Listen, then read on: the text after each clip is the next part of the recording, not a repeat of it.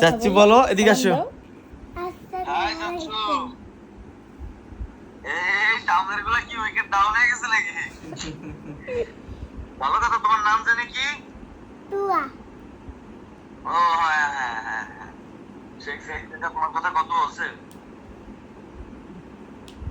অনেক দুষ্টু। অনেক দুষ্টু। হ্যাঁ। তো তারা বেশ ভদ্র মনে হয়।